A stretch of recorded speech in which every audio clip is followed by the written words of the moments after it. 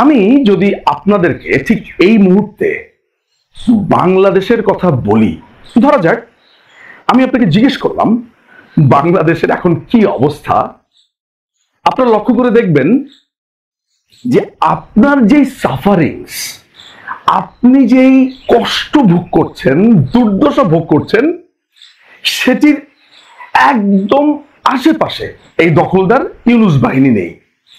আপনি কি নিয়ে দুর্দশাগ্রস্ত? আপনি দুর্দশাগ্রস্ত আপনি যে বেতনটুকু পান সেই বেতন দিয়ে আপনার নিত্য দ্রব্যগুলো আপনি কিনতে পারেন না।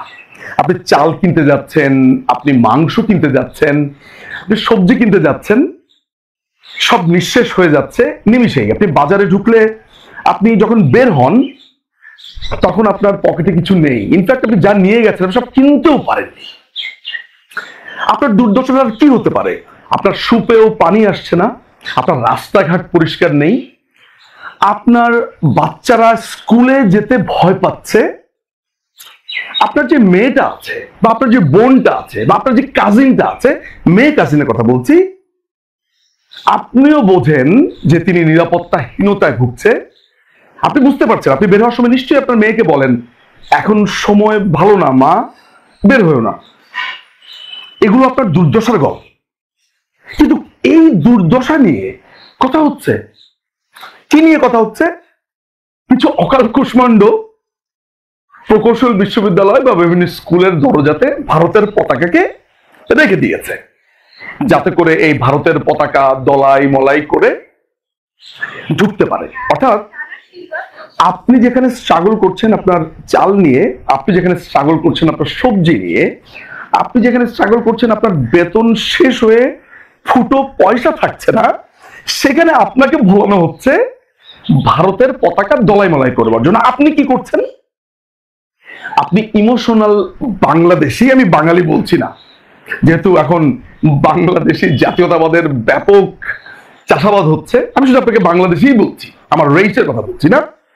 আপনি এটা নিয়ে ভাবছেন, অর্থাৎ আপনার মাইন্ড ডাইভার্সন করছে, অর্থাৎ আপনার এই শরীরের মধ্যে অসংখ্য কষ্টের ক্ষত আছে, ওই ক্ষতকে ভুলিয়ে দিয়ে বলছে অন্য আরেকটা পয়েন্টে, সেখানে আপনাকে বাধ্য করছে ওটার দিকে তাকাতে। আমার দেশের সমস্যা কি ভারতকে নিয়ে? আমার দেশের সমস্যা কি এসব ফালতু আলাপ নিয়ে?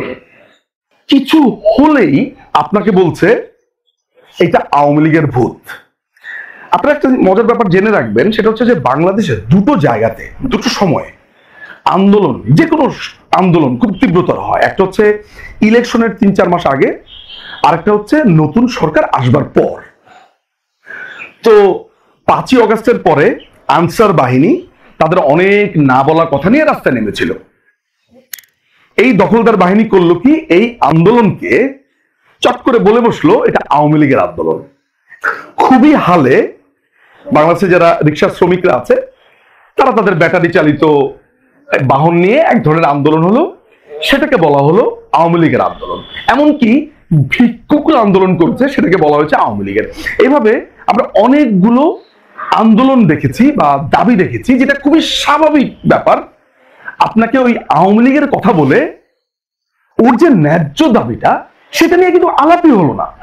আপনাকে আপনাকে আপনাকে যখনই বলা হলো এই আনসারদের দাবি আসলে দাবি না, এটা আওয়ামী লীগের দাবি, আপনি ভয় পেয়ে গেলেন। আপনি ভাবলেন এটা নিয়ে এখন কথা বললে আমাকে হয়তো আক্রমণ করবে। তাহলে পুরো ব্যাপারটা দেখা যাচ্ছে কি, এই দখলদার বাহিনীর যে ভয়ানক ব্যর্থতা, এই ব্যর্থতা আপনাকে ভুলিয়ে দিচ্ছে সম্পূর্ণভাবে একটা মিথ্যা ন্যারেটিভ দিয়ে। আপনি আমাকে একটা কথা বলেন তো, যেটা আমি আগেই বলেছি, যে আপনি বাংলাদেশের রাস্তাতে, আপনি নারী না পুরুষই, বাংলাদেশের রাস্তাতে আপনি যদি এখন সাহস পান সন্ধ্যার পর, আপনার কাছে কি মনে হয় রাত ৮টার পরে, বা আমি রাত্রে ৭টার পরেই ধরলাম, আমি ৬টা পর্যন্ত না ৭টার পরেও ধরলাম, আপনি আপনার সন্তানকে কি বলেন যে বাবা একটু তাড়াতাড়ি বাসায় ফিরে এসো, কিংবা বারবার তাকে ফোন দিতে থাকেন? এটা নাকি দ্বিতীয়বার স্বাধীন করা দেশ, কোনো বৈষম্য নেই। আমার সাথে তর্কে জেতার জন্য আপনি অনেক কিছুই ভাবতে পারেন। এই মনকে প্রশ্ন করুন তো, আপনি নিজে আয়নার সামনে দাঁড়িয়ে নিজের চোখে প্রশ্ন করুন, আপনি বলেন কিনা, আপনি বলেন। এর মানে হচ্ছে আপনি বুঝতে পারছেন যে আপনি প্রতারিত হয়েছেন, আপনি বুঝতে পারছেন আপনার সাথে অনেক বড় অন্যায় করা হয়েছে। এই আন্দোলনটা এই 5ই অগাস্টের পর এই পুরো দেশে পুলিশ নেই, সেনাবাহিনীকে ম্যাজিস্ট্রেসি ক্ষমতা দেওয়া হয়েছে, তারা নিরীহ মানুষকে ক্রমাগতভাবে মারছে। আচ্ছা, কথায় কথা আসে, বলেন তো বাংলাদেশে যারা ইসকন সদস্য আছে তারা ঠিক কখন, কবে, কোন সময়ে আপনার কোনো ক্ষতি করেছে? ওরা হরে কৃষ্ণ হরে রাম বলে, ওরা শ্যামা সঙ্গীত গায়, ওরা প্রেমের গান গায়, ঠিক আমাদের সুফিস্টরা যেটা করে। যে বিভিন্ন দরগাতে দেখবেন, মাজার শরীফগুলোতে দেখবেন, নবীর সাথে আল্লাহর সাথে একটা প্রেমের কানেকশন করে। ঠিক একইভাবে ইসকনের সদস্যরা কৃষ্ণের প্রেমের আরাধনা করে। তাদেরকে মেরে কেটে আপনি তাদেরকে সন্ত্রাসী বাহিনী বলে শেষ করে দিলেন। ওই যে আপনার চালের দাম, আপনি ওটা মনে রাখলেন না। ওই যে আমি বারবার বলি যে জর্জ বুশের পাছাতে একটা ফুটো হয়েছে, একটা ফোড়া উঠেছে, আর ইরাকে 3 লক্ষ লোক মারা গেছে। খুবই আনফরচুনেটলি আপনি জর্জ ডাব্লিউ বুশের পাছা নিয়ে আলোচনা করবেন। আপনি টেস্ট করে দেখেন আপনার কোনো বন্ধুকে। কারণ আমরা বাংলাদেশিরা চটকদার বিষয় নিয়ে, ইনসিগনিফিকেন্ট যেটা তাৎপর্য নেই সেটা নিয়ে কথা বলতে খুবই পছন্দ করি। আমি এখনকার সিচুয়েশন আপনাকে আমি বলি, আমি একটা, আমার কাছে মনে হয় যে একটা আপনাকে তুলনা দেওয়া প্রয়োজন। এটাও কিন্তু 12ই নভেম্বর, আজকে থেকে আরো 2 সপ্তাহ আগে। যেমন চিকন চাল 60 টাকা ছিল আওয়ামী লীগের আমলে, এখন 75 থেকে 80 টাকা। মানে আমি জানি না আজকের রেট কত, আমি 12ই নভেম্বরের রেট বলছি। মোটা চাল 40 থেকে 42, সেটা হচ্ছে 55 থেকে 60। মসুর ডাল 80, সেটা হয়েছে 120। আলু 45 থেকে 50 ছিল আওয়ামী লীগের আমলে, এটা 75 থেকে 80। পেঁয়াজ 60 টাকা ছিল, এটা 120 টাকা। দেশীয় 160 টাকা। আটা 42 টাকা, এটা এখন হচ্ছে 55। আমি আবারও বলছি, 12ই নভেম্বরের হিসাব বলছি। তেল 147 ছিল, 185 হয়েছে। ডিম 130 থেকে 135 ছিল ডজন, 160 হয়েছে, এটা মানে আরো বেশি। মুরগি 150 থেকে 155 ছিল, 200 থেকে 220 হয়েছে। এলপিজি গ্যাস 1366 টাকা ছিল আওয়ামী লীগের আমলে, এখন হয়েছে 1455 টাকা গ্যাস। গাজর 60 টাকা, হয়েছে 170 টাকা। ছোলা 85 থেকে 90, হয়েছে 140। এগুলো হচ্ছে আমার কাছে থাকা এখনকার একটা হিসেব। আমি এই বাজারের যেই জরিপ হয়েছে সেই জরিপের ভিত্তিতে আমি আপনাকে এই তথ্য দিয়েছি। আপনি কি এগুলো মনে করতে পারেন যে আপনাকে গাজর কিনতে হচ্ছে ঠিক ডাবলের থেকে বেশি দামে? আমি জানি আপনি গাজর প্রতিদিন খান না, আপনি হয়তোবা এখানে অনেক দ্রব্যাদি আছে হয়তো প্রতিদিন আপনার থাকে না, কিন্তু আপনাকে সারা সপ্তাহে কোনো না কোনো সময় তো কিনতে হয়। আপনি ভেবেছেন সে কথা? আপনি ভাবেননি। আপনি ভেবে বের করলেন, অর্থাৎ দখলদার বাহিনী ভেবে বের করলো যে আমি এখন আমার এই ব্যর্থতাকে কি করে ঢাকবো। বাংলাদেশের সাধারণ মানুষ ভারতের ব্যাপারে যে জুজুর ভয় দেখানো হয়, সেই জুজুর ভয় আপনাকে প্রতি মুহূর্তে দেখাচ্ছে। বলা হচ্ছে যে ভারত আপনার দেশকে নিয়ে যাবে, ক্যাপচার করবে। ওয়্যার আর দে? আমি এই কলকাতায় এসেছি, কলকাতার মানুষগুলো আমাকে বলছে যে দাদা, বাংলাদেশ আমাদের কাছে একটা স্মৃতির পাঠঘর, একটা নস্টালজিয়া। সেই বাংলাদেশিরা আমাদের পতাকাকে পদদলিত করছে, অথচ আমরা কাতর যে এক সময় আমরা বাংলাদেশে আমার দাদারা ছিল, ঠাকুরদারা ছিল, সেই দেশে আমরা নেই। আমাদের এই অ্যাগনি, পেইন, কষ্ট, বিষাদ, যন্ত্রণার মধ্যে প্রতি মুহূর্তে ওরা আমাদেরকে গাল দিচ্ছে বাংলাদেশিরা। আমরা দেই ভালোবাসা আর ওরা দেয় ঘৃণা।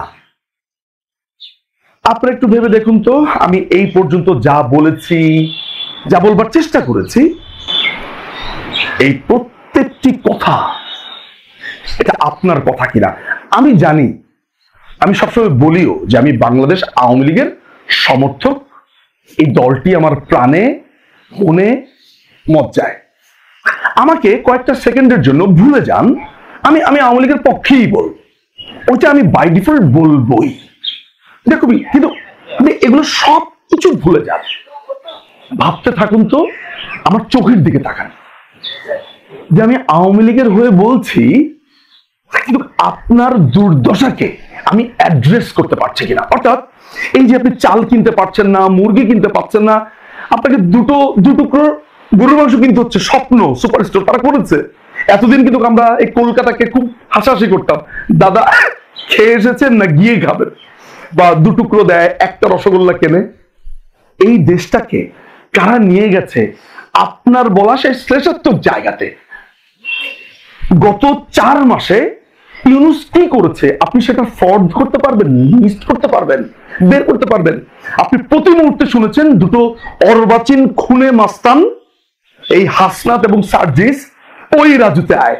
এই ওই রাজুতে আয় ছাড়া আপনি আদৌ আপনার কানে কিছু মনে করতে পারেন? নিজেকে প্রশ্ন করেন তো যে আমি নাকি দ্বিতীয়বার স্বাধীন হয়েছি, তাহলে আমার মেয়েকে আমি কেন 6টার পরে বাসার বাইরে দিতে ভয় পাই? কেন আমার ছেলেটা যদি ইংল্যান্ড চলে যায়, আমেরিকাতে চলে যায়, অস্ট্রেলিয়াতে চলে যায়, ওকে আমি কেন IELTS এর জন্য, ওকে আমি GRE পড়বার জন্য আমি কেন কোচিং এ পাঠাচ্ছি? আমি কেন দেশের বাইরে যাওয়ার জন্য সমস্ত চেষ্টা করছি? এই প্রশ্নগুলো করতে থাকেন। আমি বলছি না যে আপনি আওয়ামী লীগকে এখন নিয়ে এসে বসে দেন, না, আমি শুধু এইটা বলছি যে আপনি প্রতারিত হয়েছেন, আপনাকে প্রতারিত করা হয়েছে, এবং আপনার যে সমস্যা সেটাকে ভুলে দেওয়া হয়েছে। আমি শেষ করছি আরো একটা তথ্য দিয়ে, যেটা আপনি ভুলে গেছেন। আপনি জানেন যে সেন্ট মার্টিনে এখন যেতে হচ্ছে আপনাকে চেক করে। আপনার দেশ, একটা সময় বলা হতো আমি পার্বত্য চট্টগ্রামে যেতে পারবো না, কেন? আমার দেশ, আমি সেখানে যেতে পারবো না কেন? সেন্ট মার্টিন আমার দেশ, আমি যেতে পারবো না কেন? আমাকে কেন সেন্ট মার্টিনে যেতে হলে আমাকে আমার NID, পাসপোর্ট, আমার 14 গোষ্ঠীর হিসাব দিতে হবে? ডিপ সিতে কারা LNG-র ব্যবসা করছে? পিটার হাস বাংলাদেশের সেই LNG কোম্পানির উপদেষ্টা, ICTBD-তে প্রধানমন্ত্রীকে ফাঁসি দেওয়ার চেষ্টা করছে মাননীয় প্রধানমন্ত্রী শেখ হাসিনাকে। আপনি চাইছেন, সাথে সাথে দুটো ছেলে প্রধান বিচারপতিকে চেঞ্জ করে দিচ্ছে। 21শে অগাস্টের বোমা হামলায়, গ্রেনেড হামলাতে কি দোষী না এটা প্রমাণিত হয়েছে। আপনি স্বাধীন বিচার ব্যবস্থার কথা বলেছিলেন, আপনি প্রতারিত হয়েছেন, আপনাকে নিঃশেষ করে দেওয়া হয়েছে।